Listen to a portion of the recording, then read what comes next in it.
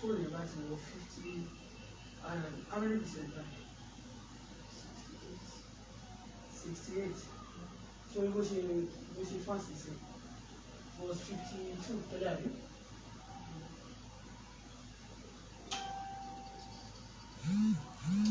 Láti ṣe díẹ̀ wà lọ́kàn tó ní ìpè.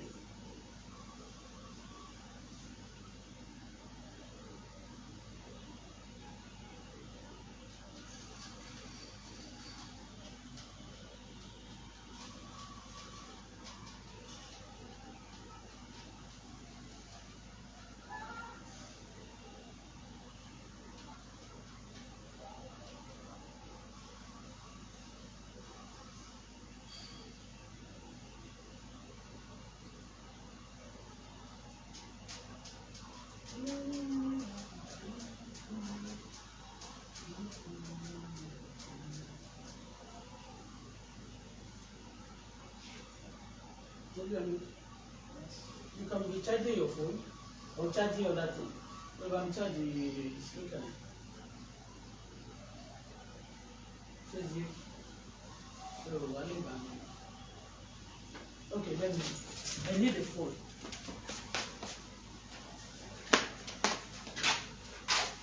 I need a phone. My phone? My phone. For good afternoon, everybody. There is actually no, there is no. Good afternoon. My phone.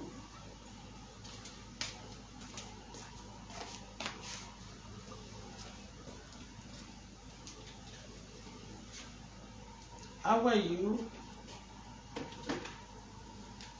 So I want to attend to a lot of people have been sending messages asking me questions about my going back to Canada. But Canada. Of course I'm going to go back to Canada, but let me tell you what happened. So because some people I don't want to be giving them attention, like talking about them, because some of them won't feel important, and I don't want the wicked souls to be feeling important, and I don't want to be carrying the wickedness of the people on my platform.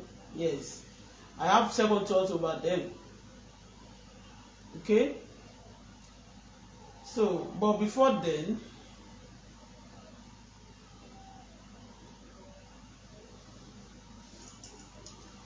Jack in Fago, so you might like it.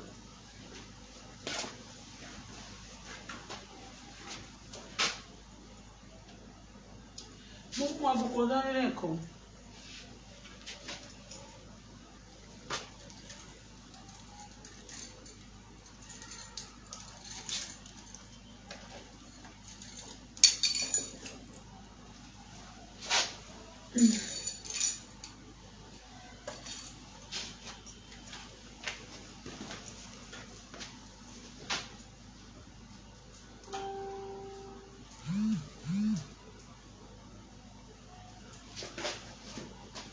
Yeah, é poisson.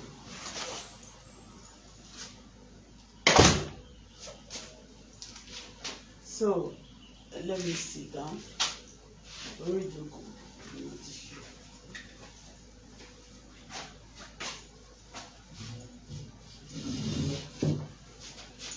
Yeah. To me, I can't do without prayer. Let's pray. We are going to discuss anything, but about the going back to Canada. A lot of people, when are you going back to Canada? Are you not going back to Canada? Are you not going back to Canada?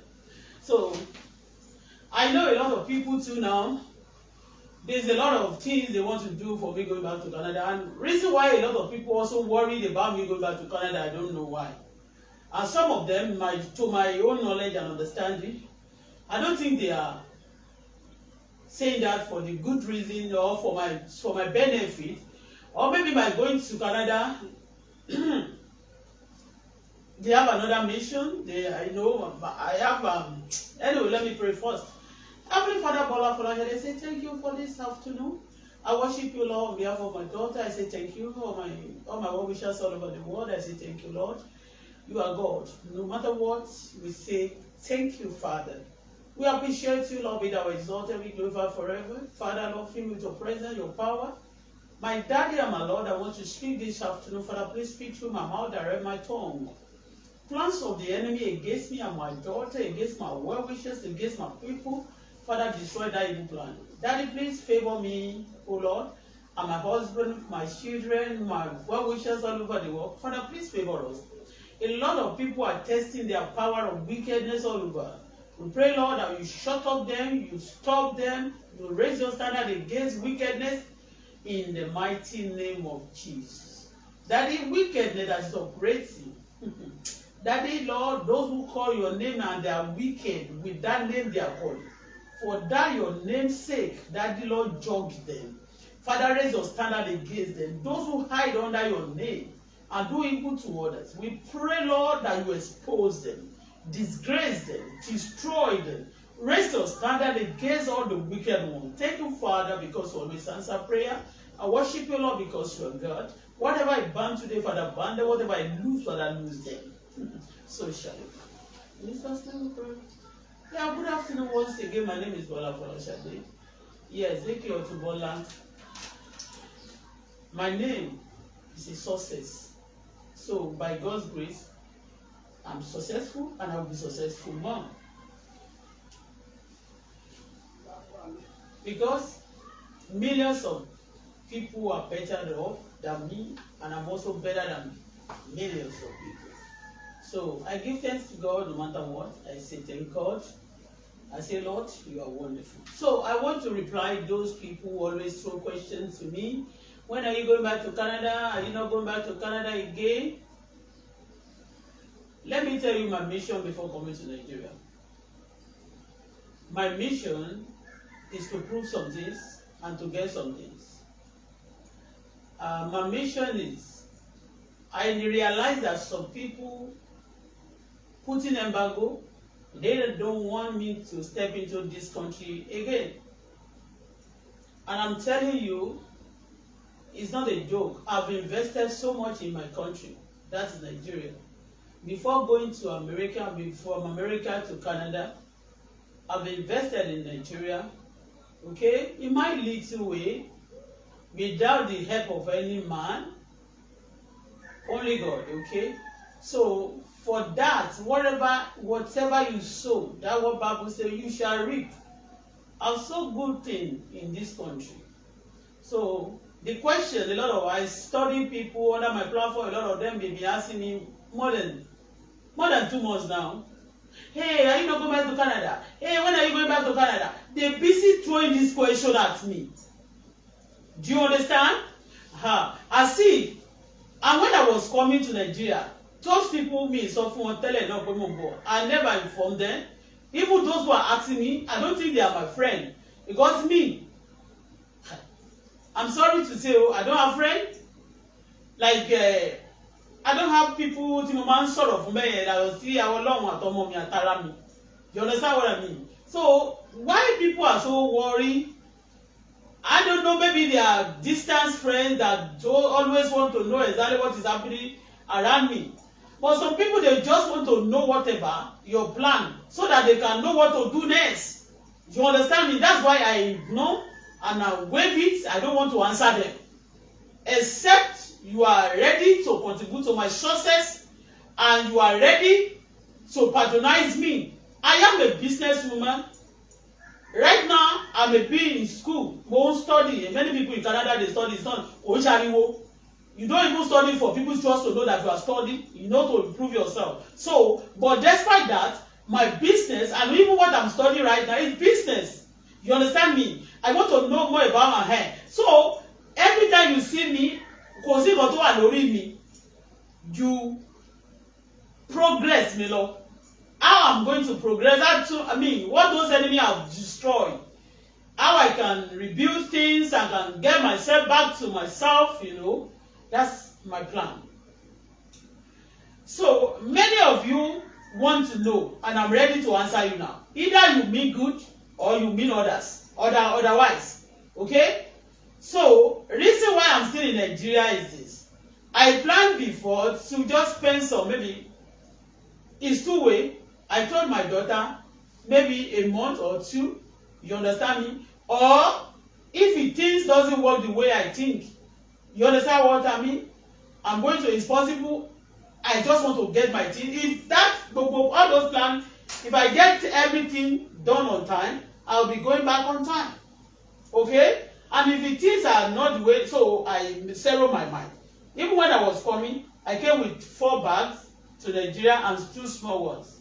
So if I'm going back to Nigeria and to Canada now, by God's grace, I will go with those 2 small ones. I'm not going to go with the big ones, okay? Because I still have bag in my house in Canada, and so, but for you to just know that if I want to come to Nigeria to come and stay like a day or 2, I will not come to Nigeria with those 2 bags. And when you look at my bag, you can see, yeah, I prepared little myself. And by now, make me comfortable. I came with some shoes. I want to be buying things, you know. So I came with what I'm going to use, okay, together with my daughter. So I came how many Stephen? Is about 30 or 20, 28. So I came with it. So me the motivation anybody in bata. So just anytime we'll be able to change, but you will change bata too much because I need bata to ban low sha. But you are very, very worried, those of you, but and again I believe that some of you that want to know the day and time that I'll be going back to Canada, or if I'm not going back at all. So most of you, sorry to say this, I believe you are a criminal. Yeah, that actually you always plan against me, you always work against me, but I am telling you, if I'm not working against you, and you continue to work against me, yes, if I'm not working against any man or woman, and you are working against me and my daughter, life no. But kò ní pẹ́ mọ́ ilẹ̀ máa wá ẹ̀jẹ̀ àti ẹ̀mí ẹ̀ láti gbà ilẹ̀ torí pé Ọlọ́run ò kì í ṣèkà ṣó ti yé bẹ́ẹ̀ yẹn. So those of you who are who really want to see me okay, reason why tí mi ò tí fi lọ ìgbà tí mo kọ́kọ́ dé sí Nàìjíríà ni wípé mo ní plan báyìí pé mo ti sọ fún àwọn tó ń gbénu lé mi látọdún tó kọjá ní since last year. Tolu alẹ́ ni generator máa gbúdọ̀. Yes, you can off it. Off the generator. They promise me by a year.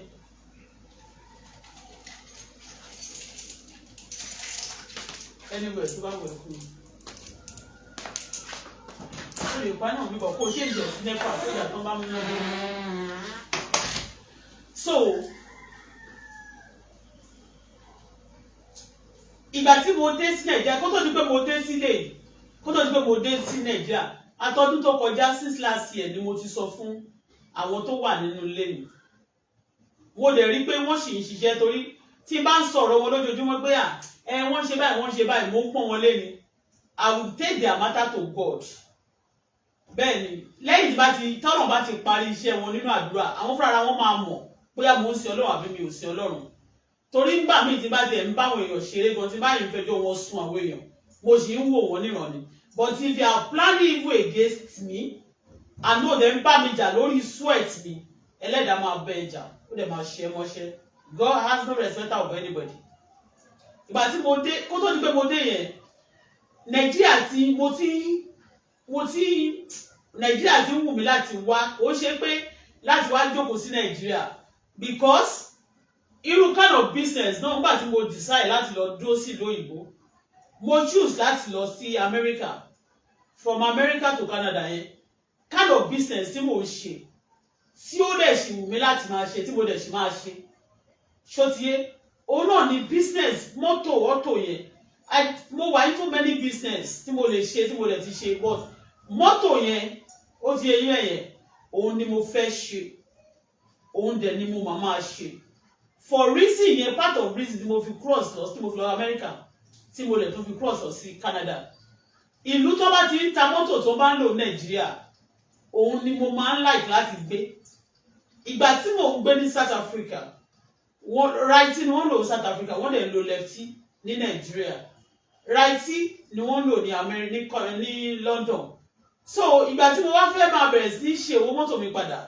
mo relocate lọ sí Dubai reason why tí mo fi lọ ní company sí Dubai nìyẹn Japan àbí Korea ni mo kọ́kọ́ ní pé kí n lọ láti torí wọ́n ti máa ń ṣe mọ́tò Toyota Corolla ìlú gbogbo Toyota àwọn àyà sí mò ń tà ń gbà yẹn so but ìgbà tí mo wá rí pé it's easy to get also in Dubai ó dẹ̀ easy láti tètè get established and get your paper if you have your money in Dubai oh ní permanent resident but that 2.5 years or 3 years you are going to get it on time reason why tí mo fi lọ Dubai nìyẹn tí mo fi lọ establish there I don't just go to any place just because people are going there I don't want to be in a place because other people want to be there I have my reason and I have a mission so for that mo lọ establish in Dubai and anybody there mọ̀ pé apart from business yàtọ̀ sí orin tí wọ́n wá introduce mi pé kí n promote láti fi scam mi gbà yẹn everybody knows that I'm into my car business so I was surprised gbogbo àwọn bill of landing mi I left them in one of the room nígbà tí mo ń lọ kúrò nílé mo ní kí àwọn èèyàn bá mi kó document but ìgbà tí mo lọ kó document lọ́dọ̀ mọ̀ sí yẹn mi ò rí bill of landing kankan because I always keep my record I always keep everything mi mo máa ń keep it you understand me and again if you don't have your own place there's no how you are going to have your documented do you understand so that is the reason now ìgbà tí mo wá sí Nàìjíríà mo ti rí pé ní moment mo ti lè wọlé mo lè jáde so the next thing is for me to get my money and me get capital something and start motor car business ó need a lot of owó but when I start from little iṣẹ́ mọ́tò yẹn when I start from little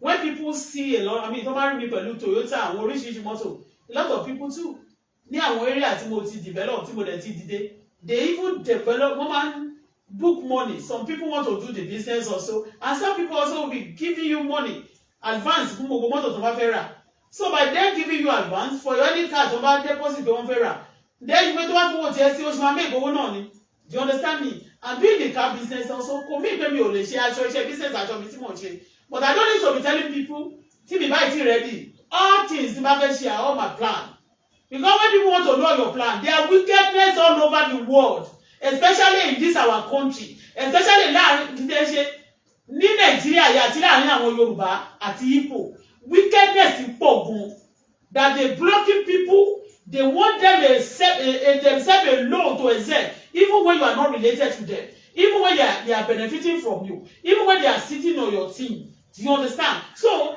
you are being worried when are you going back to Canada are you not going back to Canada why not it's a privilege it's an opportunity for me I worked so hard and I so much I suffer for me to get my residence in Canada why would I get that residence and a lot of opportunity that I will not even get in Nigeria why will I have those things and I will just forget them and come and sit down in Nigeria and even here and that's why you see a lot of them they will be sending some thugs I am still saying it I'm not afraid of them okay they will send some thugs and some hooligans some wicked spirit to be disturbing you tormenting you just for you to be going you cannot direct my footsteps because the righteousness the Bible said the footsteps of the righteousness is ordered by God. I'm not a wicked soul. My footsteps cannot be ordered by wicked spirits and wicked people that want to know everything about me. So when I shut up and mute myself and shut up my mouth at times, It's not because I don't have something to say. But when you are telling your story, your life, your history, your plan to the wicked people, what do you expect? You should expect in return calamity and tears now, because they will go there before you and destroy your plan. So we have learned this, and I'm not longer getting younger. Even yesterday, before I left Nigeria, my daughter was 12 years. Now my daughter is 20 years plus. By a few months, she'll be 21. So we telling people, we call our enemy, we call them friends. We feed them, we allow them to have access to all your plan and your home, and you want progress. How that will not be juju. Now juju be that too. So those of you who want to know the day I'll be going to Canada, if you have bad plan for me, may Almighty God, may land, may this ground, may the ilẹ̀ tó débi báyìí, olóde ilẹ̀ káàkiri àgbáyé, may the land swallow you on time. Ẹnikẹ́ni tó bá ní ibi fún mi, asking me, when are you going? So that maybe you can relay me, or you can set me up, or you can cause me problem. May Almighty God allow this land to swallow you on time. Bẹ́ẹ̀ ló máa rí kò yí padà. So, and if you have good plan for me, because I know on this social media, people who have good plan for you, few ni wọ́n. A lot of people tó wà lórí social media, they are enemy, especially somebody like me, that have exposed a lot of evil and said a lot of things. I didn't lie against anybody.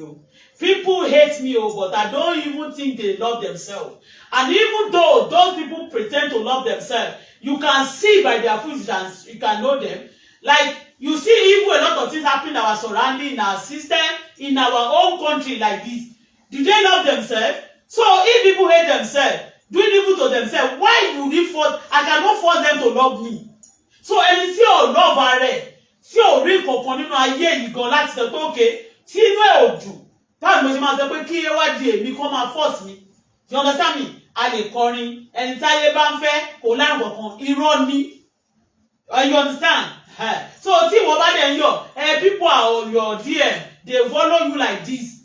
Wọ́n bóyá o sọ fún wọn pé okay o, òun tó àwọn kan pé oh yeah, today I want to give you 1 million, send your account number. This platform, wọ́n máa roll mi, wọ́n máa tẹ love, wọ́n máa tẹ like, wọ́n máa tẹ play, we love you, you are love, you are love, you are love. Irọ́ ni, because wọ́n bá ti gba owó yẹn tán, gẹ́gẹ́ lómi tún gbé platform ẹ̀ sókè, kó sọ pé come and collect money, wàá máa gbọ́, you are love, you are love, you are the best, you are the best, you are the best, you are the best, you are my mother, you are my father, you are this and that. I've learned this for a long time.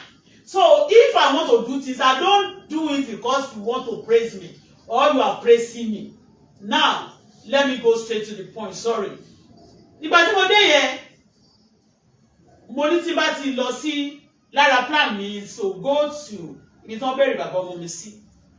So ọmọ mi ká lè mọ ilé yẹn, ibi tí mo rà ní pẹ̀lú dọ́là, Ọlọ́run gbọ́.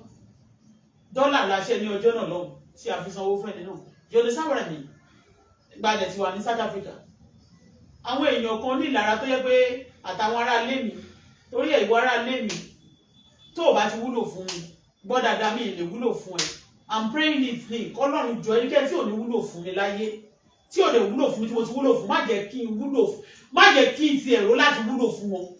Mo máa wúlò fúnra mi o, because tó bá ṣe pé o wúlò fáwọn ìka ènìyàn yẹn, another deliverance ni, okay?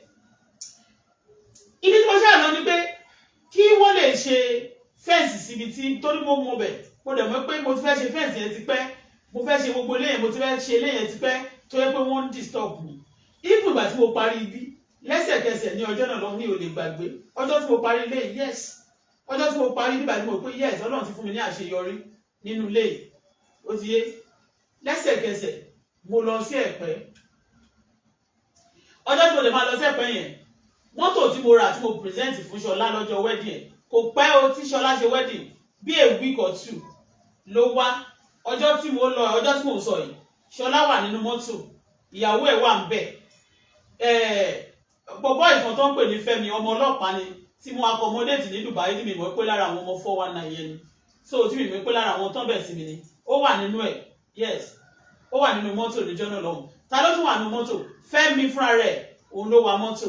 We are about 4 or 5. No, ọmọ ọ̀dọ̀ mi náà wà ń bẹ̀. Ọmọ tó máa mi ṣiṣẹ́ ń dẹ̀rẹ̀, ọmọ ọmọ Ègùn ó wà nínú mọ́tò so nínú mọ́tò yẹn á lọ bí 6 Sienna blue tí mo present fún Ṣọlá lọ́jọ́ wedding ẹ̀ òun la gbé lọ mo fi àwọn mọ́tò mi sílẹ̀ sí níbàdí Sienna ẹ̀ torí mọ́tò tiẹ̀ gbà tó dé ìta ló park sí wọ́n dẹ̀ sún bíbà ìmọ́jú so àwa wò pé mọ́tò tó wà níta yẹn la gbé lọ so mọ́tò Ṣọlá la gbé lọ sí Ẹ̀pẹ́ níjọ́ náà Ṣọlá mọ ọbẹ̀ yẹn ṣùgbọ́n ní ọjọ́ yẹn ló tún mọ èdè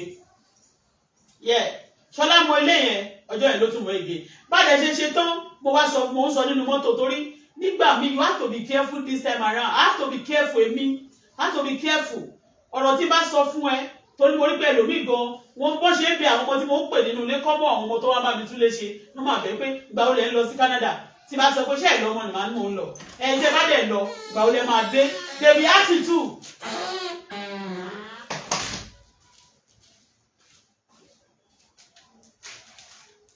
mo mọ̀ pé omi tútù ló máa fẹ́ fi mú so wọ́n máa bèèrè lọ́wọ́ mi pé ìgbà wo ni máa dé ṣoṣo yín wọ́n béèrè ebi òun fẹ́ if I don't penetrate into your life like that tí mi ò mọ lẹ́yìn tí ń parí ẹ̀ I don't want you to know much about me too if you are trying to know much about me I see you like an enemy àtọ́ òde ṣe pé bóyá nǹkan tí bá ní mo ní ìdó ṣe fún mi but títí mi bá ti ní mo fẹ́ ṣe yẹn you want to be there before me you want to know everything about me evil person ló máa ń ṣe bẹ́ẹ̀ yẹn mi ò dé béèrè pé kí ló ń ṣẹlẹ̀ nínú láìpẹ́ ní báyìí I don't care I don't want to know ìmí ìwọ̀n ti bá rí lórí social media máa wé ẹ̀fẹ̀ gbígbé mi ò rí ní because I don't mi ò gbá kírísì máa yé èèyàn mi ò monitor ayé èèyàn mi ò tẹ̀lé èèyàn káàkiri but people telling you they are wicked souls and nǹkan tó dẹ̀ ṣẹlẹ̀ ní pé àwọn cases tá a sì gbé sọ́wọ́ ọlọ́pàá ò tí ì treat àwọn case yẹn òun ló jẹ́ káwọn criminal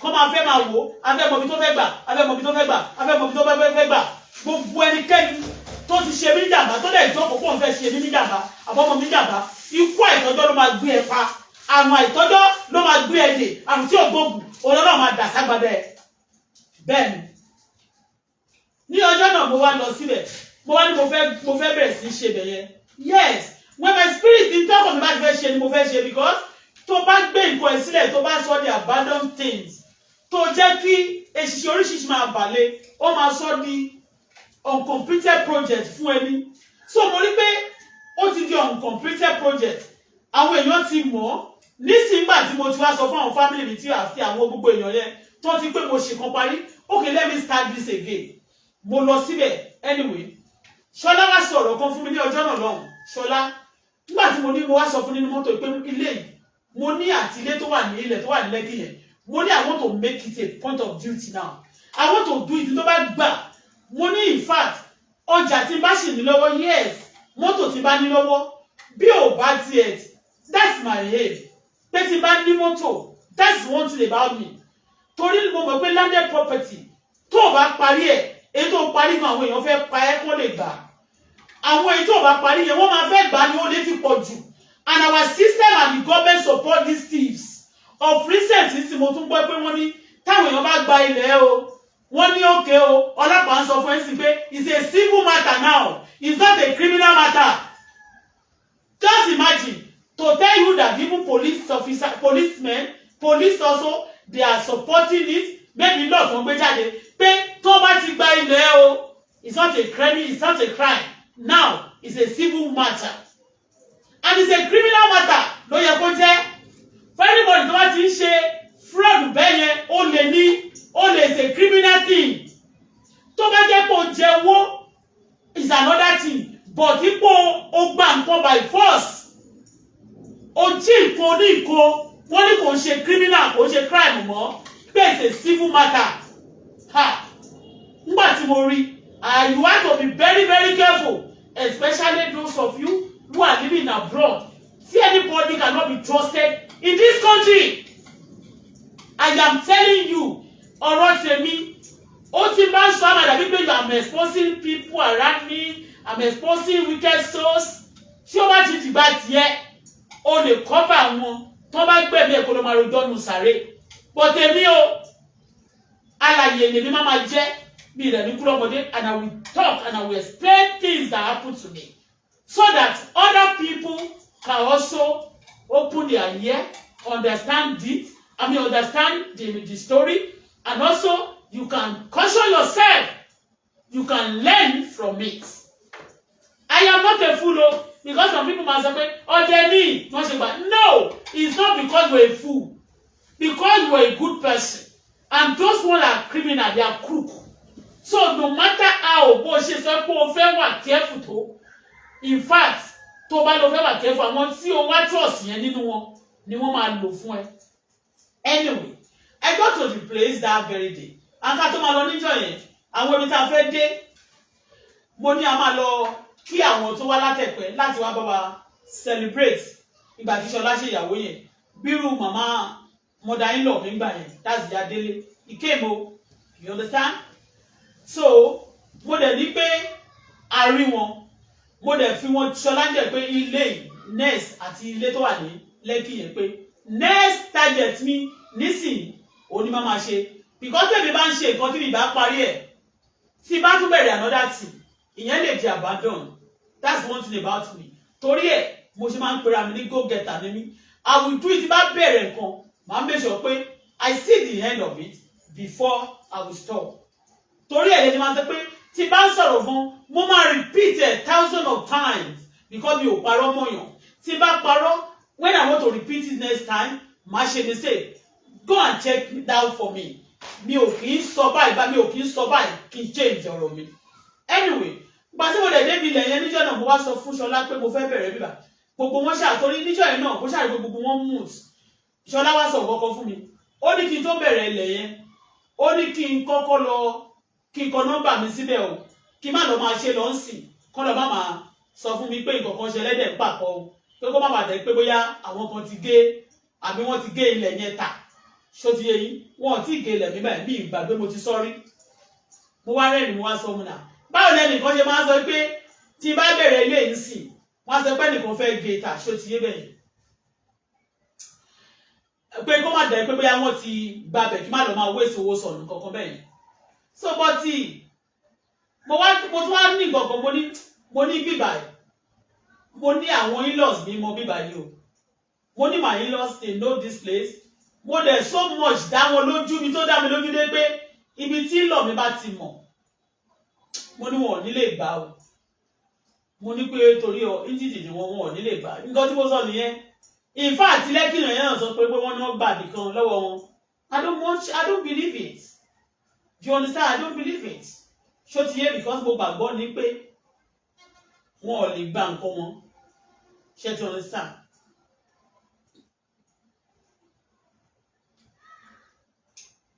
Ṣùgbọ́n nígbà míì ẹni tẹ́ bá fọkàn tó ń gbà mí kò kí ń jẹ ní àgbà. Lára plan mi nìyẹn. Ìgbà tó dẹ̀ wá jẹ́ pé nísìnyí o ti wá pín pé bẹ́ẹ̀ náà lọ sí. Ó dẹ̀ ní òkè á máa lọ síbẹ̀. Èmi máa túbẹ̀ yẹn ṣe because of ọmọ mi. Yeah. It's not because of anything. Because of ọmọ mi. And the place belongs to me. Kì í ṣe rọ́. Wọ́n dẹ̀ sọ pé láìpẹ́ ìgbì náà wọ̀ kí fáwọn ẹ̀ṣẹ̀ pẹ̀lú. Wọ́n táwọn èèyàn jẹ́ olè. Ṣé ti bẹ́ẹ̀ ní orílẹ̀-èdè Nàìjíríà yìí? Olè gan wọn. They have no shame. Àti family o. Tó bá sọ̀rọ̀ pé wọ́n ja olè. They don't feel bad about it. Ní ayé àtijọ́, tó bá sọ̀rọ̀ olè, àwọn olè àtọmọ olè gan máa ń fọwọ́ bojú ni. But this time around, àwọn olè wá ń sìn, àwọn ló ń dress nice. Tó bá pè wọ́n lólè ọjọ́ kejì wọ́n ti bọ́ta. Wọ́n ní nobody can shame the shameless. They have no shame. Ó ti yé? Because wọ́n believe pé àwọn ní kákọ́s táwọn jọ ń jà. Táwọn bá dẹ̀ ti rojọ́ báwọn bá ṣe pọ̀ tó náà ni wọ́n ṣe máa gbà. Làwọn ṣe máa gbalẹ̀ sí. Anyway, lára points kan nìyẹn. Gba tí mo dẹ̀ dé nígbà yẹn, tí nǹkan bẹ́ẹ̀ yẹn wá ṣẹlẹ̀, ṣe mọ̀ pé bí mo ṣe kọ́kọ́ dé, mo rí bẹ́ẹ̀ yẹn mo wá ní ṣó dàbí pé wọ́n ti kọ́lé sí bíbà yìí. But eventually tí wọn ò kọ́lé sí, tí mo rí pé wọn ò develop bẹ̀rẹ̀, mo ṣàárẹ̀ wọn ní òkè ká lọ bẹ̀rẹ̀ ibẹ̀ yẹn mo dẹ̀ gba quotation. Reason why tí mo dẹ̀ fi lọ sílé in-law yẹn náà ni pé kọ́ wà lọ wò pé òkè tí má bẹ̀rẹ̀ sí ní ṣe nǹkan bẹ́ẹ̀ kọ́ wà lọ wò pé bóyá ẹnìkan ló wá síbẹ̀ nǹkan lẹ́yìn wọn ó fẹ́ wọ́n máa ṣe nǹkan. And I respect them. I went to them. Okay, mo fẹ́ ṣe bẹ̀ yẹn o. Wọ́n dẹ̀ ní pé kò sí problem. Ní tó bá ti wù mí ni kí n ṣe síbẹ̀. Yes. mo ní mo fẹ́ ṣe bẹ̀ yẹn o wọ́n dẹ̀ ní kò sí problem tó bá wù mí ní kí n ṣe síbẹ̀ mo dẹ̀ bẹ̀rẹ̀ ti bẹ̀ yẹn wọ́n ní ìyàwó wọn sọ pé wọ́n náà ti gbalẹ̀ tó wà ní Lẹ́kì yẹn eléyìí tó bá wù mí ní kí n ṣe síbẹ̀. Do you understand? And I started. I gave somebody mo dẹ̀ lókè ṣé nìkan wà sọ̀rọ̀ adé wọn tó lè ṣe quotation tó lè ṣe fence ẹnìkan ṣe weather níbẹ̀ tí wọ́n ní àbúrò wọn ni mi ò mọ máa yẹn ná but tí màá tán ti sọ pé máa àbúrò wọn ni you know street àbúrò one way or the other.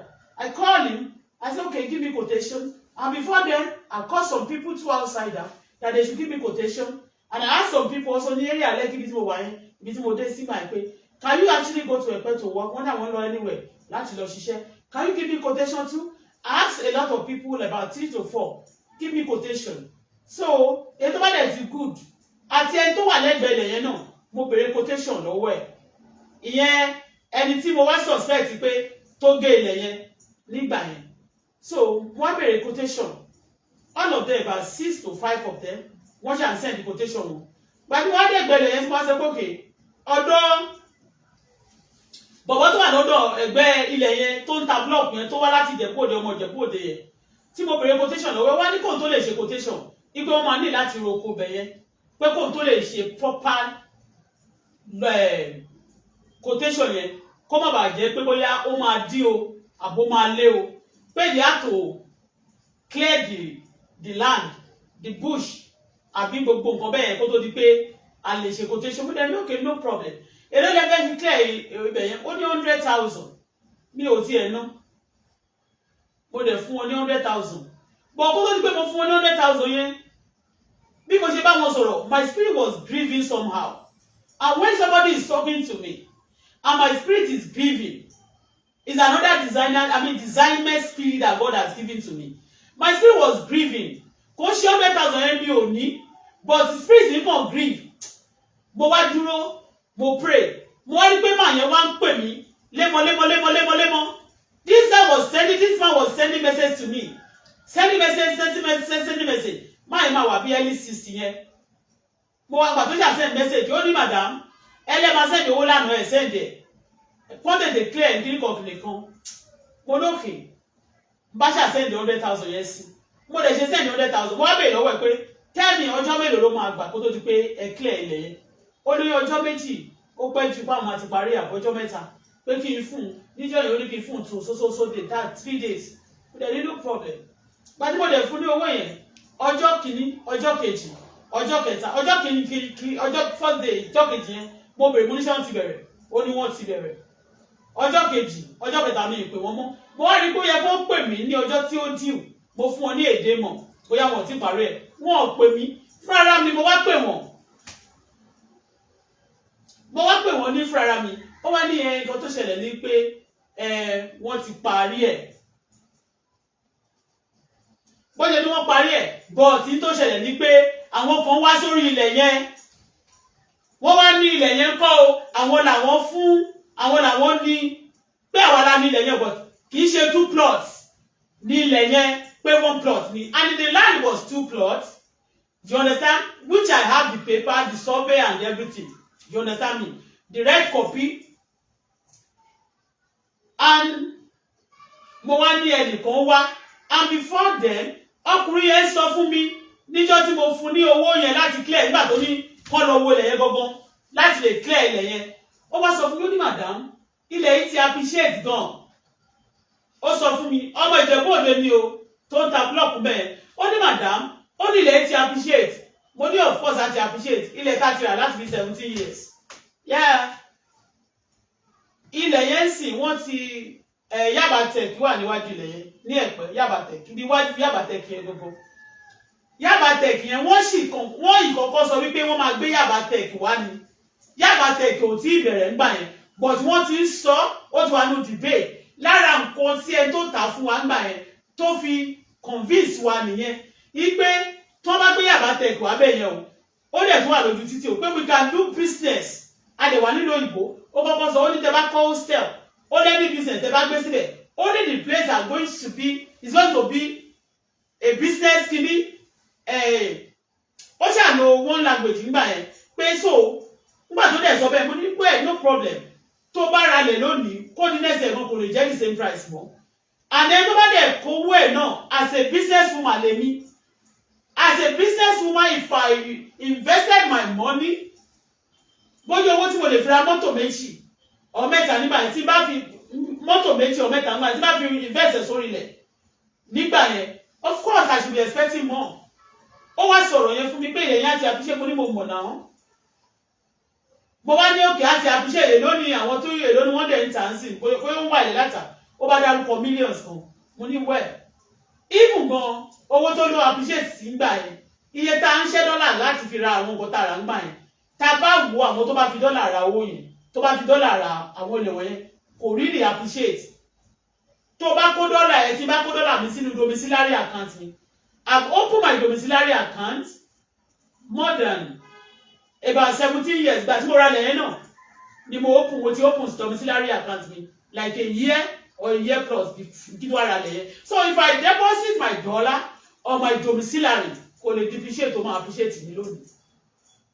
So ìgbà yẹn mo wá sọ fún ọmọ mi pé the stress I even gotten from all things tí mo ṣe it has ó fún mi ní headache because bá jẹ́ mo ní ṣebí Tolúwa ní you remember the day I was discussing with you pé tó bá gbé mo kó omi kí mo sọ ń jọ yẹn.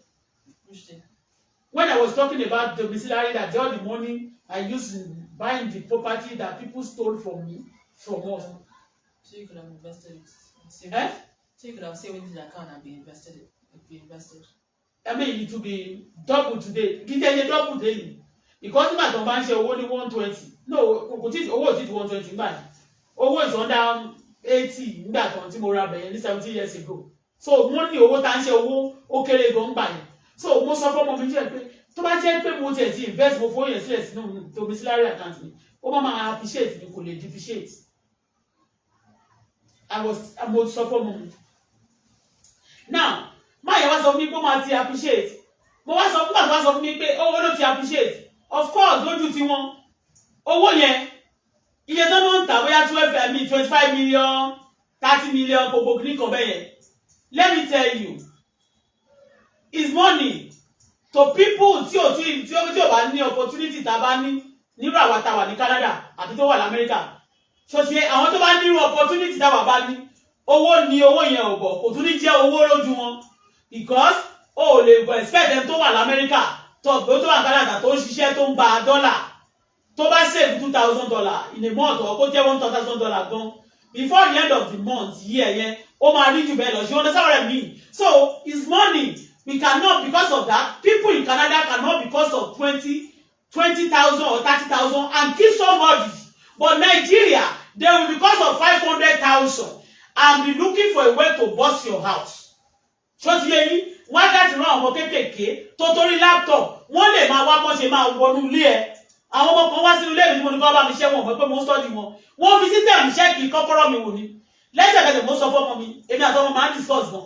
Wọ́n àwọn èèyàn tó ti wọnú ilé ìwà ti pọ̀ o but lára àwọn ọmọ kan mo sọ fọ́mọ mi pé àwọn ọmọdé wọn mọ̀ pé mo ń tọ́jú wọn o wọ́n fi system báyìí wọ́n ń wọnú ilé mi wọ́n dẹ̀ wò kọ́kọ́rọ́ mo dẹ̀ mọ̀ nǹkan tó wà máìkì wọn nǹkan tó dẹ̀ ń lọ nínú máìkì wọn dẹ̀ mọ́ nǹkan wọ́n bìí pé wọ́n yóò ní fóònù ó lè nílò lóòrùn kan dìgbò jalè wá bẹ́ẹ̀ fóònù lásán wọ́n ti mọ iye tó ń ta fóònù yìí láptọ̀pù lásán wọ́n tó torí ẹ̀ wọlé wọn náà fẹ́ lọ pààyàn sọnù Nàìjíríà ti di ìlú bíi South Africa ńgbà kan tó ń tó torí 3310 tó bá rìn gbèrègbèrè ní South Africa wọ́n á fi torí 3310 wọ́n á pa ìdánù fọ́ọ̀nù 3310 yẹn ọmọ Zimbabwe tó wà ní South Africa ńgbà yẹn àtàwọn South Africa kan tó ti jẹ tí ó jẹ́ ọmọ South Africa tí ó tó useless wọ́n máa pa ìdánù tó torí 3310 so Nigeria have come to that level do you understand so people in Nigeria here torí ẹni tó bá ṣe nǹkan sí Nigeria báyìí wàá máa gbẹ́ pé ojúkòkòrò ti pọ̀jù fún ojúkòkòrò ìwọ ló ṣe nǹkan ẹ o wọ́n mọ̀ pé owó owó ò síbẹ̀ o but they want to claim it from you by fire by force wọ́n dẹ̀ máa sọ fún ẹ ojúkòkòrò ẹ kiri kan ó wà bíìtì ni àti pé wọ́n bá ẹ jẹ ìyà ńgbà tó ń jẹ ìyà wọ́n bá ẹ sunkún gbà tó ń sunkún wọ́n bá ẹ invest gbà tó ń invest wọn ò ní bá ẹ ṣe gbogbo yẹn o wọn ò ní bá ẹ jẹ ìyà kankan o kódà ní ìgbà yẹn people do tell me bí mo ṣe wà ń lẹ́sìn ọjọ́ tí mo ra àwọn aṣọ bíi mélòó kan tí mo kàn fi rán aṣọ láti fi ṣèwọ́lẹ̀ mi lọ sí ọjà lọ ra aṣọ léèsì kankan pé mo fẹ́ máa yọra mo fẹ́ máa múra mo fẹ́ máa jáde kí wà lórí social media kí wà máa show up kọ́lọ́run gbàdúrà mi owó díẹ̀ wà lọ́wọ́ mi mo lè ṣe báyìí ẹni ní kí n ra aṣọ tí mo bá ti rà yìí bóyá mo ti rà pé nígbà tí mo kọ́kọ́ dé pé bóyá màá tètè padà bóyá màá mọ̀ rò pé òkè o màá tètè padà bóyá kí n kọ́kọ́ lọ kí n padà wá bọ́ọ̀pá tí mo wá rí pé jọ́ọ̀nì yẹn ò ní í sì pé kí n lọ sìn kí n má rí kankan ṣe ní Nàìjíríà kí n kàn tún padà sí Canada iṣẹ́ wọn wá complete iṣẹ́ tó fẹ́ ṣe yẹn wọ́n ṣe wá complete ẹ̀ lébi lórí ni mo ṣe kúkú ní sùúrù ni mo ṣe fi ìrọ́jú dúró sí Nàìjíríà láti sọ pé mo wá for a mission and some things ìbá rí 50% nǹkan tí mo wá ṣe mi ò ní padà sí Canada mo ń lọ Canada o but I will not go back until I complete either tí bá ní mo fẹ́ ṣe 100% of something mo gbọ́dọ̀ rí 50% ẹ̀ ṣe kí tó lọ so mo ṣàwá sọ máa yẹn wá bẹ̀rẹ̀ sí í sọ̀rọ̀ pé ilẹ̀ yẹn ó ti appreciate gbà tí mo wá sọ fún pé ṣé ó ti parí ogun tó lòun fẹ́ ro ẹ fún mi ní quotation lọ́wọ́ ni ẹnìkan ti wá ó ní ilẹ̀ yẹn o 1 plot ní ti yín méjì yẹn ó wá yọ ṣẹ́rí sáìdì ní tí wọ́n sin bàbá ọmọ mi sí yẹn ó wá ní ibẹ̀ ní títí wa o èyí tó kù yẹn ó ní ìdí lọ́yọ́ ni gbà tó yá mi mò ń gbọ́ bóyá fèrèfèrè bóyá àwọn fámìlì o bóyá wọ́n wà nípa ẹ̀ bóyá wọn ò dẹ̀ sí nípa ẹ̀ I don't understand wọ́n sọ fún mi wípé lára àwọn fámìlì ńlọ mi àwọn tó súnmọ́ délé bàbá ọmọ mi wípé they are part of it ẹnikẹ́ni tó bá súnmọ́ délé tó bá ní ọwọ́ sí láti gba anything tí owó mi bá wà tí òògùn mi wà tí mo dẹ̀ ṣì wà láyé ó máa kú bí kú délé ṣe kú ni bẹ́ẹ̀ ni mo sọ èyí tó bá tí wọ́n ti gbà tẹ́lẹ̀ yẹn tí mi ò tí ì fojú mi wá torí pé mission mi tí bá fẹ́ wò dáadáa máa sọ pé wọn àwọn ìlọ mi náà wọn ò nice but nílò mi kọ́ mo fẹ́ dín pẹ̀lú mi ìlẹ̀ tó gbá nìkan ò nice sí mi tó máa bá tiẹ̀ lọ tó bá yá kí wá sọ pé kí n má kárí wọn pẹ̀lú life mi I will have my life to live my daughter also have her life to live either my love it or not I like it or not my daughter is from that area Ẹ̀pẹ́ Mọ́lẹ́kí Mọ́jẹ̀bọ́dẹ yẹn ibẹ̀ ló ti wá you understand mo lè gbélé Ẹ̀pẹ́ dáadáa mi ò ń ṣe àlejò ní Ẹ̀pẹ́ àwọn Ẹ̀pẹ́ mi gan ni tí wọ́n mọ̀ lẹ́pẹ́ àti sóyè tí wọ́n mọ̀ lẹ́pẹ́ I Bola Folashade know it because mo gbé lẹ́pẹ́ kò ń ṣe ọdún mẹ́wàá mo lè ṣe òwò dáadáa ní Ẹ̀pẹ́ mo lè mọ Ẹ̀pẹ́ ní ọ̀tún àti lósì àwọn nǹkan tó ń ṣe dáadáa lẹ́pẹ́ bí wọ́n ṣe wà ní mo mọ̀ bí ilé ológun ṣe pọ̀ tó lẹ́pẹ́ àti ilé aláfa àti wọ́n ṣe ń ṣe ìkàtọ́ àti wọ́n ṣe ń ṣe dáadáa tó mo mọ̀ little wọn ò lè fi rú mi lójú kódà in tí mo mọ̀ ní Ẹ̀pẹ́ mi ò mọ̀ ní ìlú bàbá mi bẹ́ẹ̀ Ìkàrẹ́ tó ti bí mi ò mọ̀ deeply bí mo ṣe mọ̀ nípa Ẹ̀pẹ́ so tí bá dẹ̀ ṣe pé mo wá síbẹ̀ mo wá ra nǹkan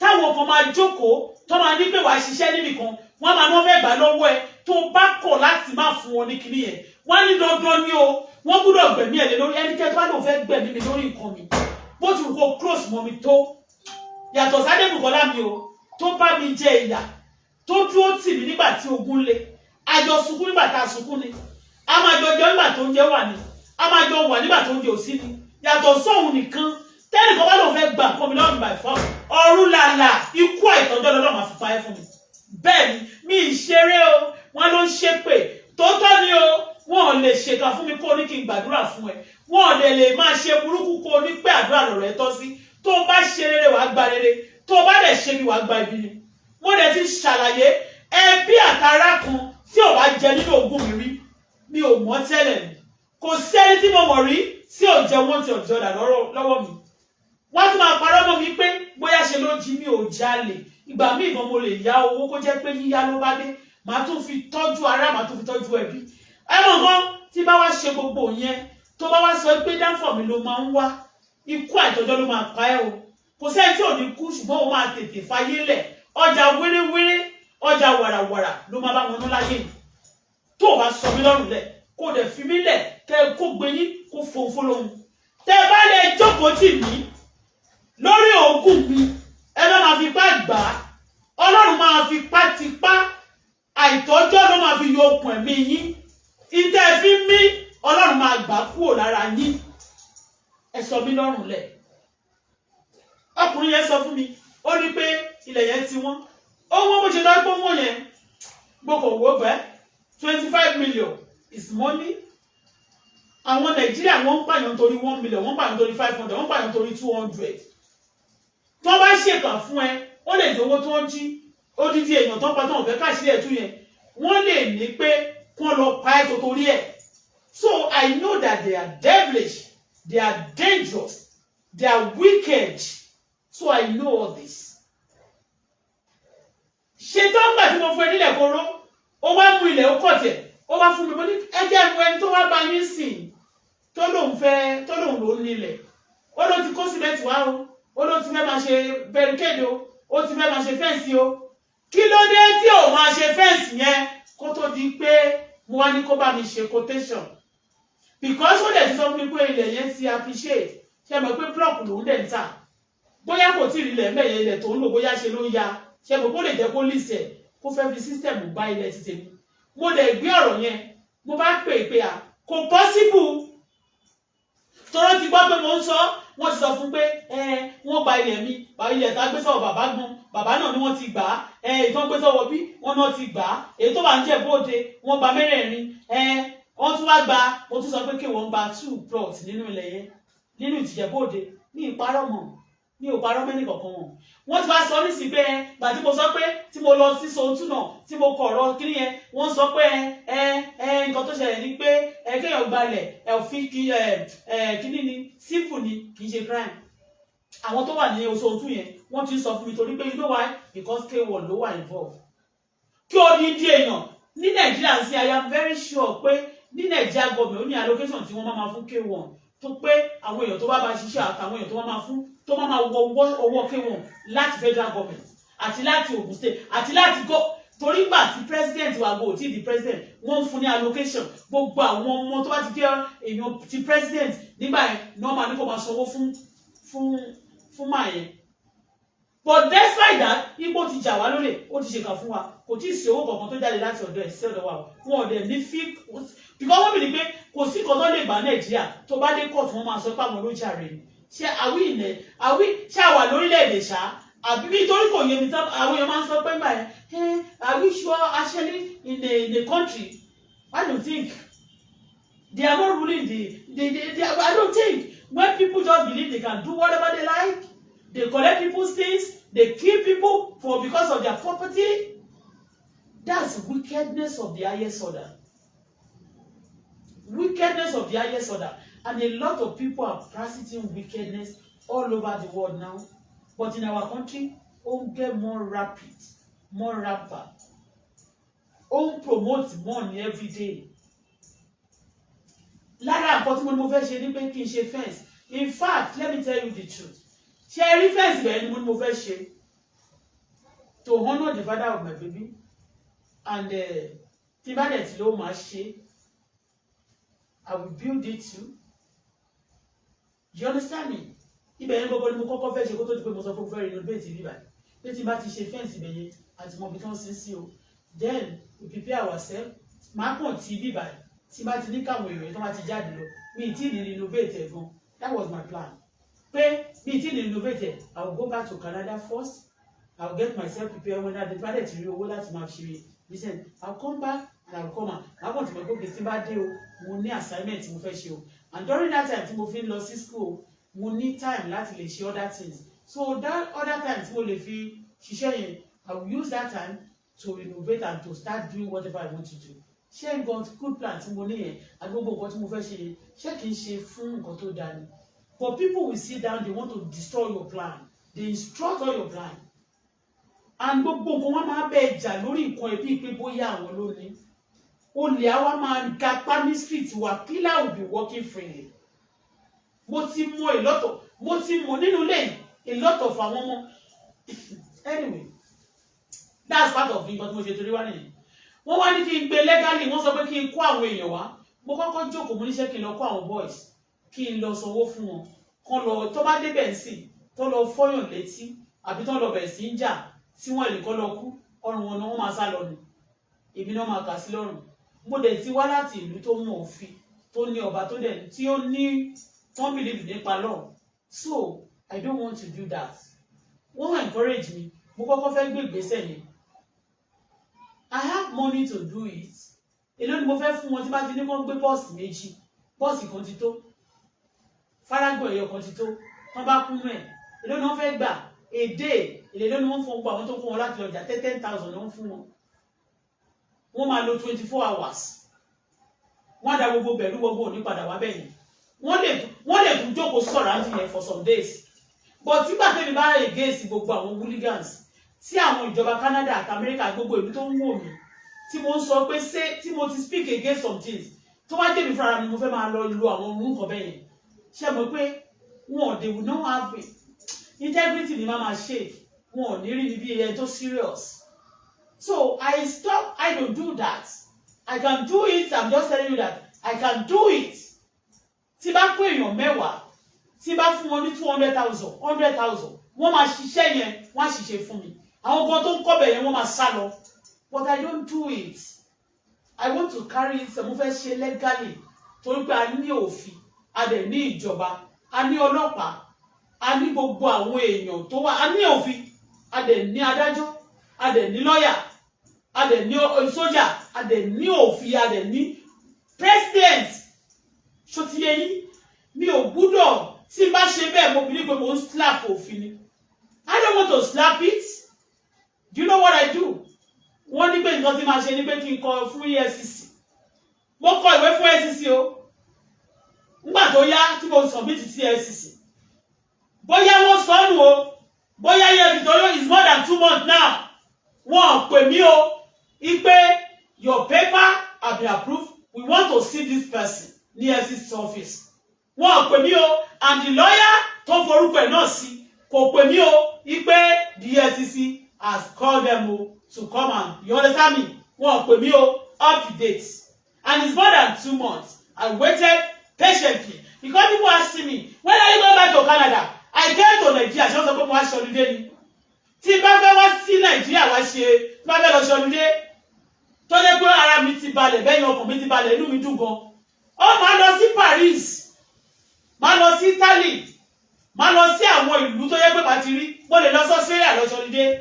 mo lè lọ sí Dubai lọ ṣe holiday mi àwọn ibi tí màá ti ṣe shopping tí màá ti ra nǹkan tó yẹ pé ibẹ̀ náà tún ti ra nǹkan wá sí Nàìjíríà kódà mo lè lọ ṣe holiday ní China láti lọ wo business ní mo nǹkan tí mo lè ṣe pẹ̀lú China business ní China I don't waste my time I don't board plane to go and be doing nonsense when I board a plane I have a mission and it's a good one to help my life to help my daughter to help people around me I'm not going to destroy any system and I'm not going to anywhere to be naughty you understand so people asking me when are you going back into mo wá ṣe ní Nàìjíríà mo kọ ìwé sí EFCC wọn tí dá mi lóhùn títí lónìí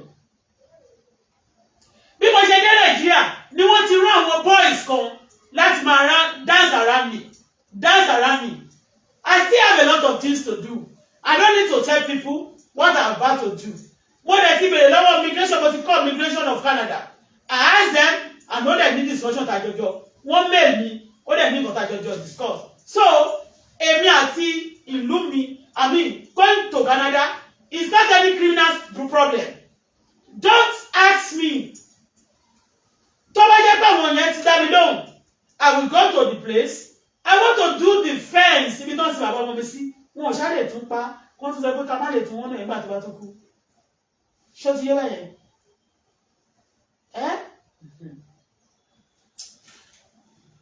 part of reason tí mo fi wá sí Nàìjíríà ìyẹn nìyẹn number 1 ìgbà tá a kọ̀wé sí EFCC àwọn ọlọ́pàá àti lọ́ọ̀yà tó sọ̀rọ̀ wọ́n tó wá sọ pé now you have to go to police will be more active than the EFCC is not active it will take like a month tẹ́lẹ̀ wọ́n dey wan take like 2 weeks before they answer you they want me because wọ́n mọ̀ ń pé báyìí bóyá I will not be able to pay for the hotel mo ní kí ni I will be patient I have a mission for me coming to Nigeria I have a mission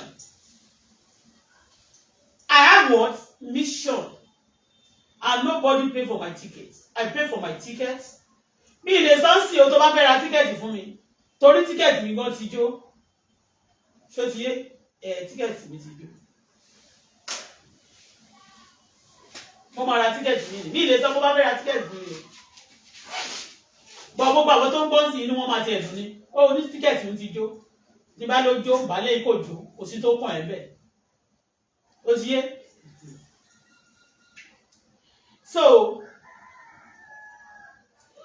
àwọn yẹn tí wọ́n advise me go to police go and mobilize kìíní because wọ́n believe pé tó bá ti ń dé owó kówó tó bá wà lọ́wọ́ ẹ̀ àwọn tó wà ní Nàìjíríà gbúdọ̀ máa fi sìn wọ́n ni bí lọ́ọ̀yà o bí ọlọ́pàá o bí gbádà o bí kòtò bó tẹ̀jẹ̀ pọ́lọ́pàá tiẹ̀ sọ pé ẹ gbọ́dọ̀ fún àwọn mẹ́rin wọn ní owó kó tó di pé wọ́n ṣiṣẹ́ wọn jẹ́ let them do their job fúnra wọn náà máa sọ fún ẹ pé kò sí konu mọ́tò tó bá ní kò sí konu mọ́tò ọjọ́ tí márùwá tán gbé wá sínú ilé mi báyìí tán wá náà fẹ́ fi àrẹ́ ẹ̀sẹ̀ èèyàn mélòó ni márùwá lè gbé mo gbé mọ́tò tèmi wá fi lọ ní ọ̀dọ́ ó ti ṣe tó èmi gbé mọ́tò wá Nàìjíríà èmi mo gbà tá a déwájú police station wọ́n ní kí márùwá béèrè owó lọ́wọ́ mi pé màá sanwó mo dẹ̀ ní of course èmi àwọn òkè mo dẹ̀ ní no problem èló ni márùwá gbé wọn láti Ìkọ̀tún police station débi báyìí márùwá ló máa gba èló ni ó ló máa gba ṣé 8,000 ló ló fẹ́ gbà mo ní pé kó gba 6,000 ó ní 7,000 mo kó 6,000 mo ṣe ló fẹ́ máa bú mi ọmọ Ìgbò èló ló fẹ́ gbé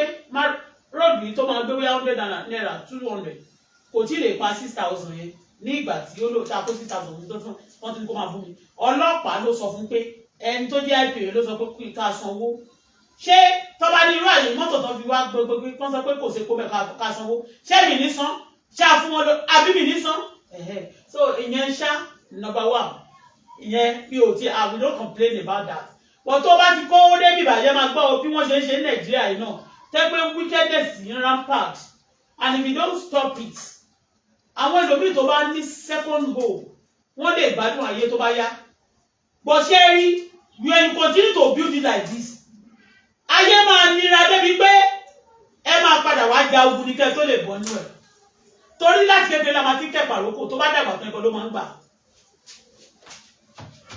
ìgbà kan wà tá a gbọ́ nípa àwọn èèyàn kan bandit ń pààyàn Fúlàní ń pààyàn àwọn kan ń pààyàn àgbọ̀ ń pàpọ̀ o ṣó ti eyín táwọn èèyàn bá ń pa èèyàn tẹ́lẹ̀tẹ́lẹ̀ wọ́n hide ẹ̀ ni o these days wọ́n hide ẹ̀ mọ́ they are killing débi pé àwọn èèyàn gan wọ́n gbọ́dọ̀ àwọn celebrate wọ́n ń pa èèyàn ẹlòmíì báyìí London ṣáàtì wọ́n máa pa èèyàn wọ́n á yin ìbọn kò sí kankan tó máa ṣẹlẹ̀ wọ́n dẹ̀ rí pé àwọn ọlọ́pàá top officials ló wà lẹ́yìn ẹ̀ you understand me because they are ritualists oríṣiríṣi nǹkan tí ò yẹ kó ṣẹlẹ̀ ní society wa kó lè máa gapá ritualists kó máa pa èèyàn kó máa gbé gbogbo àwọn dimension tó yẹ pé it cannot help the country only destroy people and whatever tó bá ń gbé kalẹ̀ tí ò bá lè help nation it will destroy the nation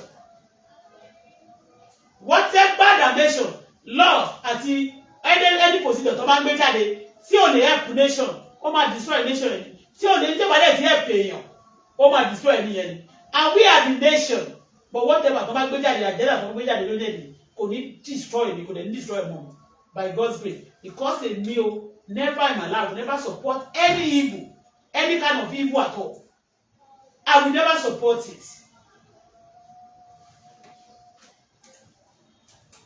Now wọ́n lọ́lọ́pàá wọ́n ní ọlọ́pàá ló máa tún ṣe dáadáa wọ́n ní ká tún gbé lọ sọ́lọ́pàá àti competition yẹn sọ́lọ́pàá o mo submit ẹ̀ fún ọlọ́pàá ńgbà yẹn ó ní mo sọ pé fine wọ́n sọ pé kọ́ tó ní pé wọ́n lè approve ẹ̀ pé owó petition ó ní approval kan tó máa ń gbà mo ní ni wọ́n sọ fún mi ni wọ́n náà máa san pé approval is lọ́ọ̀yà ní kọ́kọ́ mo san approval fún tàkọ́kọ́ tí wọ́n tiẹ̀ ní wọ́n wá mú wọn bí tó tún yẹ pé wọ́n tún ọmọ yẹn mo ń bọ̀ lórí ìyẹn ìtìdè mo tún wá rí i pé àwọn ọmọ tí a lọ report wọ̀nyẹn gan because àwọn tó ń bẹ̀ wọ́n níṣẹ́ they are all wọ́n bí ni pé ìbí yìí ni wọ́n lè sọ pé wọ́n mọ̀ òfin o amòfin ló yẹ kí wọ́n jẹ́ wọ́n ti di arúfin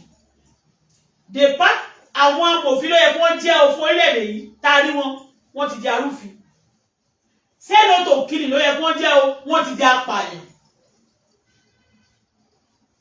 kiri ṣùbí ètàkùtù lẹ́ wọ́n ti jẹ́ àwọn gbogbo wọ́n ti wà náà àwọn tó ń pa èèyàn tó ẹgbẹ́ ìgbẹ́ ti pọ̀ lọ́wọ́ tí ẹ̀ lè kà uncountable souls ni wọ́n ti gbà wọ́n ti gbẹ̀mí o. mo ti kọ yẹn náà gbàtàn sọ pé EFCC is taking time it's more than 2 months now kí ló wá fún yín ní idea bó dẹ̀ máa ṣàlàyé tí EFCC yẹn again kí ló fún yín ní idea pé ìwé tá a lọ submit yẹn mo ní copy ẹ̀ I will post it now concept wọ́n ṣe gbé òfin jáde anything you discuss with somebody you must not bring it on social media so that ẹlòmíì gan wọ́n tún máa ń ṣe òfin so that some secret of some people will not be exposed wọ́n tún fi òfin kọ́ ọ̀bẹ so that you will not be able to talk àti ìkà kan bá ṣe fún ẹ wàá máa mute ni wàá máa jẹ́ sára ni kọ́ má bàa sọ complainer ẹ̀ di accuse. a tún sọ fọlọ́pàá wọn ò tí ì make arrest wọn ò tí ì pe ipe madam a fẹ́ pé ẹ̀ńtẹ́ sọ pé tá ìfẹ̀sùn kan o ilẹ̀ yẹn sì ó máa jókòó sórí ilẹ̀ tẹ́mi ti kó owó mi tí mo ti rà láti ọdún tó ti fẹ́ pé 17 years á wá jókòó sí á tún tàfẹ́ lómi ẹ wá sọ fún mi bí wọ́n ṣe ní ṣánkú ẹni tó bá rà tẹ́ tó bá lò tó bá di lọ́wọ́ mi ẹ máa wá sọ fún mi bí wọ́n ṣe ní máa gbé ọmọ gbìbí iṣu báyẹ̀ wọn ò ṣe ní máa bàjẹ́ bí àwọn ìṣẹ̀lẹ̀ burúkú tàbà mi kò ṣe ní máa ṣẹ̀ sí àwọn ènìyàn. Let me tell you, go and ask your family ìtọ́ bá ń ṣe tó bá ń ṣe nǹkan tó bá jọmọ kékeré lọ sọ fún àwọn ẹbí ẹ àtàrà ẹ báyìí pé ìtọ́ bá ṣe tí ò bá da kán stop ẹ ò because ó máa ń lẹ́yìn wọ́n ń pè kọ́kọ́ ní karma ó máa ń rọ̀lò nínú system bẹ́ẹ̀ ni o lè ní agbára lónìí àbí kó o ní kọ̀ọ̀kan lónìí má jẹ́ ntọ́ ẹ o ò lè lólé ayé ìgbò ẹnì kò kí lólé ayé gbò ọba kò kí lólé ayé gbò. Wickedness is getting too much in our society and orílẹ̀-èdè tí wickedness bá ti wà bẹ́yẹn ọlọ́run kò sí bá a ṣe lè pariwo orí ọlọ́run tó etí ọlọ́run máa di sí orílẹ̀-èdè yẹn ni kò sí bá a ṣe lè bẹ ọlọ́run tó ọlọ́run máa ṣe bí ipò wọn ò gbọ́ ni etí wọn ò di o ọwọ́ wọn ò dẹ̀ kú láti gba ènìyàn láti yí nǹkan padà in 24 hours ọlọ́run lè ṣe o ṣùgbọ́n ó ní ẹ̀ṣẹ̀ mi ẹ̀ṣẹ̀ yín ni ò jẹ́ kó gbọ́ sí yín o ẹ̀ṣẹ̀ ti pọ̀ jù wàá rí èèyàn báyìí tó bá ń lọ nínú wàhálà wọ́n máa fún sí àwọn èèyàn máa jayé ọlọ́ba wọ́n máa ṣe oríṣiríṣi ẹlòmíì kò kì í ṣọba wọ́n máa jayé ọlọ́ba béèyàn jọba gan àwọn tí a rí ó ti yẹyìn I don't want to talk about it àwọn táàtì ẹ̀rí wọn tó jọba gan wọn kò gbúdọ̀ máa jayé fàmílẹ́sì ìtútọ́ because they are all woman being ọba máa kú ìjòyè máa rọrùn aráàlú ẹ tí ò jọba lásán gan òun náà máa padà kú tó bá ti ọjọ́ tó bá yá tí ọba dẹ̀ máa rántí ọjọ́ tó bá máa kú gan á ṣe nǹkan lẹ́lọ̀ á dẹ̀ ṣe lẹ́rọ̀ ẹlòmí àwọn bíi pé gbogbo ohun tí máa ti kan àṣì sílẹ̀ báyìí ayé yẹn lọ́mọ ọmọ máa jẹ má jẹ ntọ̀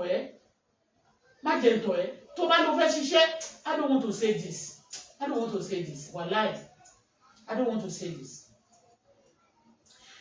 ọlọ́pàá yẹn wọn ò tí ì pè títí lónìí o ọlọ́pàá yẹn wọn ò tí ì pè títí lónìí o torí mo sọ ní ọjọ́ yẹn wọ́n béèrè lọ́wọ́ mi ni madam owó ta fẹ́ gbà láti fi ní sọ́tún ni o ta fẹ́ gbà is 300 ni lọ́ọ̀yà yẹn pè wọ́n dẹ̀ sọ nígbà tó dẹ̀ yá owó tí wọ́n gbà lọ́wọ́ mi tí mo ná ń bẹ̀rẹ̀ náà kò ń ṣe kékeré apart from owó tí lọ́ọ̀yà gbà torí ẹ̀ gbà mí gan wọn ò ní fẹ́ bá the complainer àgọ́ ẹni tó bá ń complain yẹn gbogbo sọ̀rọ̀ they want to talk to lawyer and lawyer náà kẹ̀dẹ̀rẹ́ bí nínú wọn báyìí bí assassin náà ni wọ́n jẹ́ bí pé kó máa cause trouble wọ́n máa ṣẹjọ́ torí bẹ́ẹ̀ wọ́n máa ṣẹjọ́ torí ẹ̀ ọlọ́run dáríjì mi àwọn ọlọ́run Elédùmarè gbọ́ ó yẹ kí n ṣe law ó yẹ kí n jẹ́ kọ́mọ mi ṣe law mo hate lawyer àbàjẹ́ I'm sorry to say kì í ṣe gbogbo wọn o but lawyer tó máa lọ sí heaven wo 5% lawyer ò lè lọ kò lè make heaven 5% wọn 99% of lawyer ló máa lọ sí heaven àfi ṣe rọ because people will see wọ́n rí òtítọ́ lẹ̀ báyìí wọ́n dẹ̀ máa parọ́ wọ́n rí ìwọ tó yẹ kó ìwọ tó right báyìí ìwọ tó right là lọ wọ́n dẹ̀ máa sọ pé left là máa kọ́kọ́ gbà wọ́n wá waste time ayé tó máa sọnù nípa bí wọ́n kọ́kọ́ rí àti left yẹn á ti sọnù a lot of life ló máa lost lórí pé wọ́n dé ibi tí wọ́n sọ pé wọ́n lọ ìbáṣà tó bá tún wá débẹ̀ yẹn wọ́n máa ń fi kẹ́wọ́ pé àwọn tó yẹ kó ṣe kíní kan lé nísìn they are all gone there is nothing kíní kan the case wọ́n kàn rọ́bí ṣe wọ́n kò fìyà jẹ aláìṣẹ̀ lásán wasting people's time simply because àwọn fẹ́ jẹun a dẹ̀ máa gba gbogbo owó wọ̀nyí jọ a máa tọ́jú ọmọ a máa ní àwọn ọ̀dọ́ ń kú láwùjọ a máa ní àwọn kan ń ṣe kíní kan owó wo ló fi ń wo ọmọ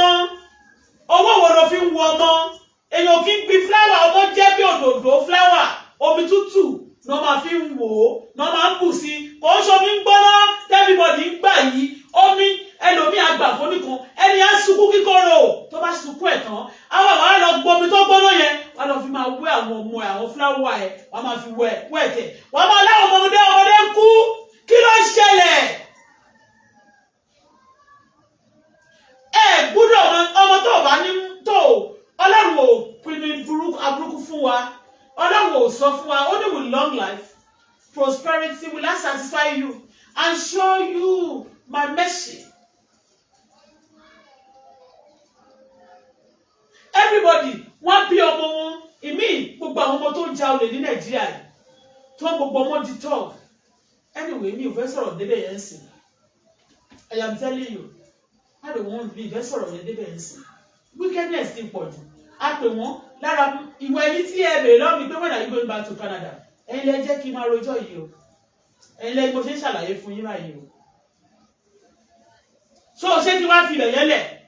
Kí wá lọ accept ibi tó ń kọ̀ gé ibi tó ń sọ àbọ̀ mu sí ẹ̀. Ilẹ̀ tó pé 2 plot kí wá lọ accept ẹ̀ kí wá lọ ṣe fẹ́ǹsì. Ìkíní ẹ̀ ti kú.